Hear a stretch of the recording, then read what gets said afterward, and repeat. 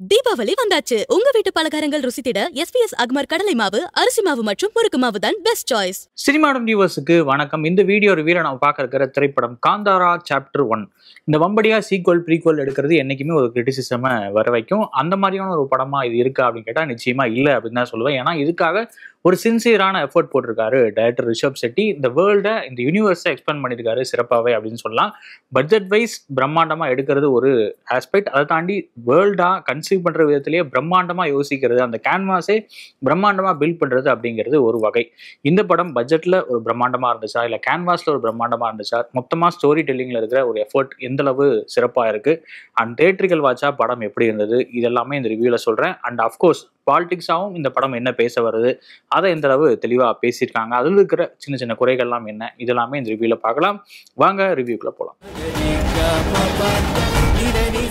படத்தோட ஒன்லைன் என்னன்னு பார்க்கறதுக்கு முன்னாடி டிஸ்க்ளைமராக ஒரு சின்ன விஷயம் சொல்லணும் அப்படின்னா, படத்தோட பாலிடிக்ஸ் பற்றி பேச போகிறோம், படத்தில் இருக்கிற கேரக்டர்ஸோட ப்ளஸ் மைனஸ், அவங்களோட கேரக்டர்ஸ் கன்சீவ் பண்ணப்பட்ட விதம், இதெல்லாமே பார்க்க போகிறோம். அதனால மேபி உங்களுக்கு ஒரு ஸ்பாய்லராக கன்வே ஆகலாம். அதனால ஸ்பாய்லர் செகட் அப்படிங்கிற ஒரு டிஸ்க்ளைமரோடய இந்த ரிவ்யூவை ஸ்டார்ட் பண்ணுறேன். ஒருவேளை படம் பார்க்குற இன்டென்ஷனில் நீங்கள் இருந்தீங்க அப்படின்னா படம் பார்த்துட்டு வந்து கூட இந்த ரிவ்யூவை கண்டிப்பாக பண்ணுங்க. படத்தோட ஒன்லைன் என்ன அப்படின்னு பார்த்தா, காந்தாராவோட ஒரு ப்ரீக்வலாக இதை எடுத்திருக்காங்க. காந்தாராவோட அந்த காடுபட்ட சிவா ஹீரோ இருக்கார் இல்லையா, அவரோட ஆன்செஸ்டர்ஸ் பற்றின கதை இது அப்படின்னு கூட சொல்லலாம். ஆன்செஸ்டர்ஸ் கதையில் அந்த ஸ்டார்டிங்கில் வந்து ஒரு 3 கிளான்ஸ் காட்டப்படுது. அந்த 3 கிளான்ஸுக்கு இடையில ஒரு அதிகார போட்டி நிலவுது அப்படின்னு கூட சொல்லலாம். குறிப்பாக ஹீரோ இருக்கிற அந்த காந்தாரா அப்படிங்கிற ஃபாரஸ்ட்ல அந்த ஈஸ்வர பூந்தோட்டம் அப்படிங்கிற மாதிரி ஒரு ஏரியா சொல்கிறாங்க. அந்த ஏரியாவை கைப்பற்றணும் அப்படிங்கிறது மற்ற 2 கிளான்ஸுக்கும் ஒரு இதாக இருக்குது அப்படிங்கிறது கூட சொல்லலாம். இன்ஃபேக்ட் ராஜவம்சத்துக்கு அந்த இடத்த பிடிக்கணும். இன்னொரு அந்த 3வது கிளான் இருக்காங்க இல்லையா, அவங்க வந்து பிளாக் மேஜிக் இந்த மாதிரி விஷயங்கள்லாம் பண்ணுறாங்க. அவங்களுக்கு வேற ஒரு இன்டென்ஷன் இருக்குது. ஸோ இந்த 3 கிளானுக்கும் நடக்கிற அதிகார போட்டி, அந்த அதிகார போட்டி தெரிஞ்சதுக்கப்புறம் ஹீரோ எந்த மாதிரி இதை சால்வ் பண்ண ட்ரை பண்ணுறாரு, அதில் வர பிரச்சனைகள்லாம் என்ன, அதில் நடக்கிற ராஜ துரோகங்கள்லாம் என்ன, இதெல்லாம் சொல்கிற படம் தான் இந்த காந்தாரா சாப்டர் 1. படத்தில் நடிகர்களோட பங்களிப்பெல்லாம் எப்படி இருந்துச்சு அப்படிங்கிறத பார்த்துலாம். பெர்மி அப்படிங்கிற நாயகன் கதாபாத்திரத்தில் ரிஷப் செட்டி. இந்த மாதிரியான ஒரு பிரம்மாண்டமான ஒரு கேன்வாஸ், இன்ஃபேக்ட் ஒரு பிரம்மாண்டமான பட்ஜெட்டில் எடுக்கப்பட்ட படம் இல்லையா, அதில் ஹீரோவாகவும் டைரக்டராகவும் செயல்படுறது அப்படிங்கிறது ரொம்பவே டஃப்பான விஷயம். ஆனால் கன்வின்சிங்காக புல் ஆஃப் பண்ணியிருக்காரு ரிஷப் செட்டி. அதுக்கு காரணம் ஒரு ஆக்டராக அவருக்கு இருக்கிற ஸ்கில்ஸ் அப்படின்னு கூட சொல்லலாம். நிறைய காட்சிகளில் ஒரு ஆக்டராக ஷைன் ஆயிருக்காரு. அந்த குளிகா ரேம்பேஜ் சீனாக இருக்கட்டும், ஃபர்ஸ்ட் ஹாஃப்ல வர சண்டே காட்சிகளாக இருக்கட்டும், அண்ட் கிளைமேக்ஸில் வர அந்த டிரான்ஸ்ஃபர்மேஷன் சீன்ஸாக இருக்கட்டும், அண்ட் முக்கியமாக சின்ன சின்ன காட்சிகள் கூட, அதாவது ஹியூமர் சீன்ஸாக இருக்கட்டும், இல்லை ஹீரோயினுக்கும் அவருக்கும் நடக்கிற அந்த செல்ஃப் ரெஸ்பெக்ட் பற்றின டைலாக் எக்ஸ்சேஞ்சாக இருக்கட்டும், இது எல்லாத்துலேயுமே அட்டகாசமாக ஷைனாக இருக்காரு ஆக்டர் ரிஷப் செட்டி. அண்ட் இந்த மாதிரியான ஒரு அவுட்புட்டை கொண்டு வந்திருக்கிற டைரக்டர் ரிஷப் செட்டிக்கும் பாராட்டுகள். கனகவதி அப்படிங்கிற அந்த இளவரசி கேரக்டர்ல ருக்மிணி வசந்த் அட்டகாசமான ஒரு பெர்ஃபார்மன்ஸ். ஸ்டார்டிங்ல ஃபர்ஸ்ட் ஹாஃப்ல ஒரு யூஸ்வலான ஹீரோயினா இருப்பாங்களோ அப்படிங்கிற ஒரு எண்ணத்தை அந்த கேரக்டர் கொண்டு வருது. பட் போக போக போக அந்த கேரக்டருக்கும் தனியாக ஒரு ட்ராக் எழுதப்பட்டு அவங்க கேரக்டரும் முக்கியத்துவம் பெறுது அப்படின்னு கூட சொல்லலாம். செகண்ட் ஹாஃப்ல ஒரு சாலிடான போர்ட்ரேல கொடுத்துருக்காங்க ருக்மிணி வசந்த். இன்ஃபேக்ட் அதுல தான் அவங்களுக்கு நடிக்கிறதுக்கான அந்த ஒரு சேலஞ்ச் பண்ற மாதிரியான ஒரு சீன்ஸ் கூட இருக்கு அப்படின்னு கூட சொல்லலாம். அதை சிறப்பாகவே புல் ஆஃப் பண்ணியிருக்காங்க. ஆன் தி சேம் நோட்ல எழுதப்பட்ட ஒரு கேரக்டர் கிங் ஜெயராம், அவரோட கேரக்டர் அந்த அரசரா எழுதப்பட்ட விதம் சூப்பராகவே இருந்தது. ஃபர்ஸ்ட் ஹாஃப்ல எகைன் அவருக்கு ஒரு சின்ன ரோல் தான், பட் செகண்ட் ஹாஃப்ல அந்த கேரக்டர் இன்னும் வலிமை பெறுது. அதுக்கு ஒரு சிறப்பான பெர்ஃபார்மன்ஸை கொடுத்திருக்காரு ஜெயராம். அவரோட அனுபவம் அப்படிங்கிறது அந்த நடிப்புல தெரியுது அப்படின்னு கூட சொல்லலாம். இவங்களெல்லாம் தாண்டி இந்த படத்துல என்ன ரொம்பவே இம்ப்ரெஸ் பண்ணது குலசேகரா அப்படிங்கிற கேரக்டர்ல வர குல்சன் தேவையா தான். அவரோட அட்டகாசங்கள் ஃபர்ஸ்ட் ஹாஃபை அப்படியே என்டர்டெய்னிங்கா மாத்திருக்கு. ஒரு முட்டாள் அரசன் அப்படின்னு கூட சொல்ல முடியாது, பட் ஒரு குதர்க்கத்தோடு செயல்படுற ஒரு அரசன். அவர் எந்த அளவு ஒரு எல்லைக்கு போவாரு, அவரோட செயல்கள்லாம் எந்த மாதிரியான ஒரு ரெப்பர்கஷன்ஸை ஸ்டோரியில கொண்டு வரும், இதெல்லாமே சிறப்பாக கொண்டு வந்திருக்காங்க. அவரோட நடிப்பு அப்படிங்கிறது இந்த படத்துக்கு ஒரு பெரிய ப்ளஸ் பாயிண்ட் அப்படின்னே சொல்லலாம். இன்ஃபேக்ட் அந்த கேரக்டர் வந்து ஒரு கட்டத்தில் காணாம போனதுக்கு அப்புறம் நமக்கு ஒரு ஃபீல் வருது, ஒரு வாய்டு வருது திரையில. அந்த அளவு அவரோட பிரசன்ஸ் இந்த படத்துல இருக்கு அப்படின்னு சொல்லலாம். நிறைய காட்சிகள்ல அட்டகாசம் பண்ணியிருக்காரு. அதுவும் அந்த காட்டுக்குள்ள போய் எல்லாரையும் மிரட்டுற காட்சியில ஒரு ஆக்டரா பயங்கரமா ஷைனா இருக்காரு அப்படின்னு சொல்லலாம். இவனை தாண்டி சப்போர்ட்டிங் ரோல்ஸ்ல வர பிரமோத் செட்டி, ராகேஷ் பூஜாரின்னு எல்லாருமே சிறப்பான பங்களிப்பை கொடுத்திருக்காங்க. காமிக்கல் ஆங்கிள் வர 2-3 கேரக்டர்ஸும் நல்லாவே நடிச்சிருக்காங்க. அவங்களுக்கும் நிச்சயமா பாராட்டுகள். அண்ட் டோட்டலாவே நிறைய கேரக்டர்ஸ், நிறைய கலைஞர்கள் இந்த படத்தில் நடிச்சிருக்காங்க. எல்லார்ட்டிருந்தும் ஒரு கன்வின்சிங்கான அவுட்புட்டை வாங்கின டைரக்டர் ரிஷப் செட்டிக்கு எகைன் பாராட்டுகள். படத்தோட பாசிட்டிவ்ஸ் என்ன அப்படிங்கிறத பார்த்துடலாம். காந்தாரா படத்தோட முன்கதை தான் அது. அதில் ஒரு அந்த வேர்ல்டுலேயே வந்து நிறைய ஸ்பிரிச்சுவாலிட்டி, மித்தாலஜிக்கல் ஃபேண்டசின்னு இன்னும் தூக்கலாக கலந்து அதில் ராஜதுரோகம் அந்த மாதிரியான எலிமெண்ட்ஸும் சேர்த்து இன்னும் நிறைய ஆக்ஷன் பீசஸ் எல்லாம், செட் பீசஸ் எல்லாம் உள்ள கொண்டு வந்து இன்னும் ஒரு பிரம்மாண்டமான ஒரு கேன்வாஸில் ஒரு தேட்டரிக்கல் வாட்சாக இந்த படத்தை மாற்ற ட்ரை பண்ணியிருக்காரு ரிஷப் செட்டி. ஃபர்ஸ்ட் பார்ட்டே அந்த மாதிரி ஒரு தியேட்டரிக்கல் வாட்சா ஒரு சாட்டிஸ்ஃபைங்கான எக்ஸ்பீரியன்ஸ் கொடுக்குற படம் தான். இதுல இன்னும் அடுத்த லெவலுக்கு கேமை கொண்டு போயிருக்காரு அப்படின்னு சொல்லலாம். அதுக்கு நிச்சயமா பாராட்டுக்கள். படத்தோட பாசிட்டிவ்ஸ் பத்தி பேசணும்னாலே ஃபர்ஸ்ட் நம்ம அப்ரிஷியேட் பண்ண வேண்டியது படத்தோட கிராஃப்ட் தான். நிச்சயமா படத்தோட விஎஃப்எக்ஸ் தரமா இருக்கட்டும், அந்த வேர்ல்டை கன்சீவ் பண்ண அந்த ப்ரொடக்ஷன் டிசைனா இருக்கட்டும், எல்லாத்துக்குமே எக்ஸ்ட்ராடினரி ஒரு எஃபர்ட்ஸ் போட்டிருக்காங்க. இது வரைக்கும் இந்திய சினிமாவில் ஒரு மைல் ஸ்டோன் இருக்கு அப்படின்னா அந்த மைல் ஸ்டோன்ல இந்த படத்தை ஒரு ப்ராமினென்டான இடத்துல வைக்கலாம் அப்படின்னு கூட சொல்லலாம். அந்த அளவு ஒரு இந்தியாவிலேருந்து வந்த ஒரு பெஸ்டான கிராஃப்ட் ரிலேட்டடான படங்கள் ஒரு டாப் 3 சொல்லுங்க அப்படின்னா நிச்சயமா இந்த படம் அதில் இடம்பெறும் அப்படின்னு சொல்லலாம். அந்த அளவுக்கு ஒரு பிரம்மாண்டமான ஒரு எஃபர்ட்டை போட்டிருக்காங்க. உதாரணத்துக்கு சில விஷயங்கள் சொல்லணும்னா, சினிமாட்டோகிராஃபர் அரவிந்த் காஷ்யப்போட ஒர்க் இந்த படத்துல ஸ்டாண்ட் அவுட்டா தெரியுது.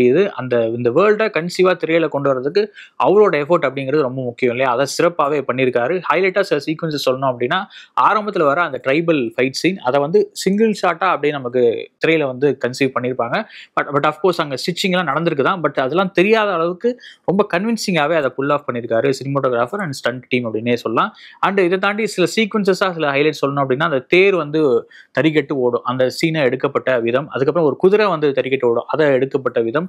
அது மாதிரி செகண்ட் ஹாஃப்ல நடக்கிற அந்த குளிகா ரேம்பேஜ் அந்த சீன் அண்ட் கிளைமேக்ஸ்ல வர அந்த ஃபைட் சீக்வன்ஸ் இது எல்லாமே கன்சீவ் பண்ண விதம், அதை கிராஃப்டா திரையில கொண்டு வந்த விதம் நிச்சயமா எல்லாருக்குமே அதாவது மற்ற படைப்பாளிகளுக்கு ஒரு படிப்பினை அப்படின்னு கூட சொல்லலாம். இன்னும் வளர இயக்குநர்களுக்கு இது இன்னும் ஒரு பெரிய பூஸ்டா இருக்கும், இன்னும் நிறைய விஷயங்களை கத்து தரும் அப்படின்னு கூட சொல்லலாம். இன்ஃபேக்ட் எனக்கு இருக்கிற ஒரு சின்ன ரிக்வஸ்ட் என்னன்னா, இந்த காட்சிகள் எல்லாம் எப்படி எடுத்தாங்க அப்படிங்கிற அந்த பிஹைண்ட் சீன்ஸ் ஃபுட்டேஜ், அந்த விஎஃப்எக்ஸ் அந்த மாதிரியான ரிலேட்டடான ஒர்க்ஸ் இது எல்லாத்தையும் ரிலீஸ் பண்ணாங்க அப்படின்னா அது எல்லாருக்குமே ஒரு என்லைட்டனிங்கான விஷயமா இருக்கும்னு நினைக்கிறேன். அந்த அளவு கிராஃப்ட்ல ஒரு பிரில்லியன்ஸ் காட்டியிருக்காங்க. படத்தோட அடுத்த ஹீரோ நிச்சயமாக கம்போசர் அஜ்னீஷ் லோக்நாத் தான். ஃபர்ஸ்ட் பார்ட்லேயே அவரோட ஸ்டாண்ட் அவுட் பிரசன்ஸ் தான் அந்த படத்தை இன்னும் பூஸ்ட் பண்ணியிருந்தது. இதுல இன்னும் அடுத்த லெவலுக்கு போயிருக்காரு. நிறைய பாடல்கள் நல்லாவே இருந்தது, கதையை உறுத்தாம வந்தது அப்படிங்கிறதும் ஆறுதலான விஷயம். பேக்ரவுண்ட் ஸ்கோர்ல தான் இன்னும் அடுத்த ஒரு லெவலுக்கு போயிருக்காரு. நிறைய காட்சிகளை பயங்கரமா அப்லிஃப்ட் பண்ணியிருக்காரு. ஆல்ரெடி ரைட்டிங்காகவும் கிராஃப்டாகவும் அந்த காட்சிகள் நல்லா தான் இருக்கு. பட் ஸ்டில் அதை இன்னும் அடுத்த லெவலுக்கு கொண்டு போறது பேக்ரவுண்ட் ஸ்கோர் தான் அப்படின்னு சொல்லலாம். அதுவும் அந்த வராக ரூபம் பாட்டை வந்து ட்ரம்ப் கார்டா லாஸ்ட்ல பயன்படுத்துறது நிச்சயமா ஒரு பிரில்லியன்டான ஐடியா. எல்லா விஷயங்களும் இந்த மாதிரி நிறைய பிரில்லியன்ஸோட இருக்கிறது இந்த படத்துக்கு ஒரு பெரிய பாசிட்டிவ். டைரக்டர் ரிஷப் செட்டியை பாராட்டிட்டோம், ஆக்டர் ரிஷப் செட்டியை பாராட்டிட்டோம். பட் ரைட்டர் ரிஷப் செட்டியை பாராட்டாம எப்படி? நிச்சயமா இந்த மாதிரியான ஒர்க்குக்கு ரைட்டிங் அப்படிங்கிறதும் ஸ்ட்ராங்கா இருக்கணும் இல்லையா? அது இந்த படத்துல நல்லாவே ஸ்ட்ராங்காவே தான் இருக்கு.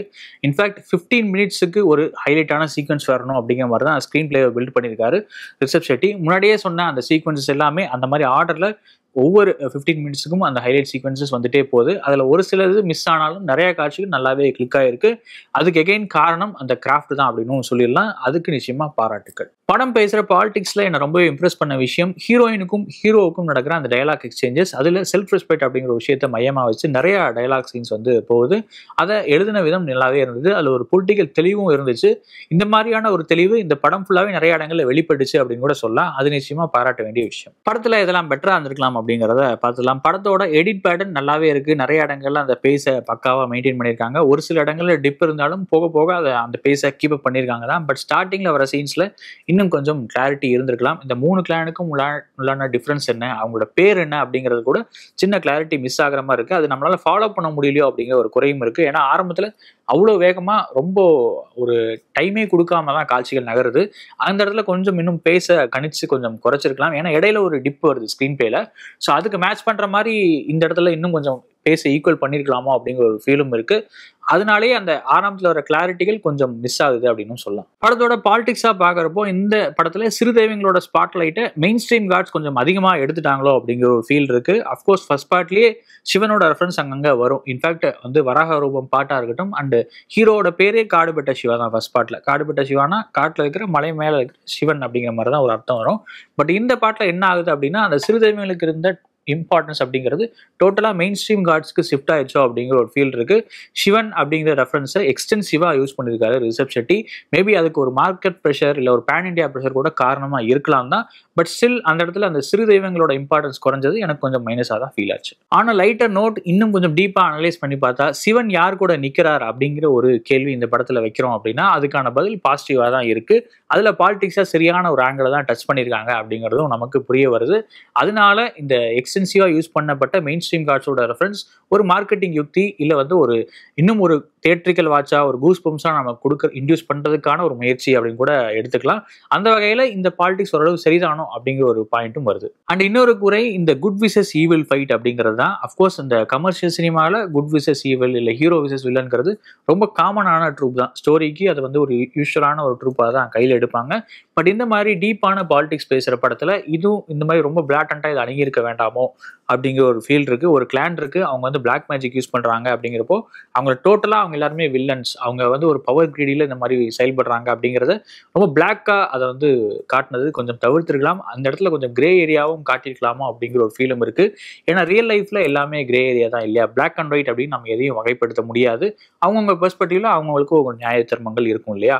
ஸோ அதை வந்து இந்த மாதிரி ஒரு பாலிடிக்ஸ் பேசுகிற படத்தில் ரொம்ப ஈக்குவலாக ரொம்ப ஈஸியாக அணுகுனது எனக்கு ஒரு உறுத்தலாக தான் இருந்தது. அண்ட் படத்தில் இருக்கிற இன்னொரு பெரிய பிரச்சனை என்ன அப்படின்னு பார்த்தீங்கன்னா, அடல்ட்ரியை க்ளோரிஃபிகேஷன் பண்ணுற காட்சிகளை கொஞ்சம் தவிர்த்திருக்கலாம். டபுள் மீனிங் ஜோக்ஸோட அந்த ஃப்ளோவையும் இன்னும் கொஞ்சம் கம்மி பண்ணிடலாம் அப்படிங்கிற ஒரு ஃபீல் இருக்குது. நிறைய காட்சிகளை காமெடி அப்படிங்கிற ரேஞ்சில் நம்மளால் பார்க்கவே முடியல. கொஞ்சம் அவர்ஷனாக தான் ஃபீல் ஆச்சு.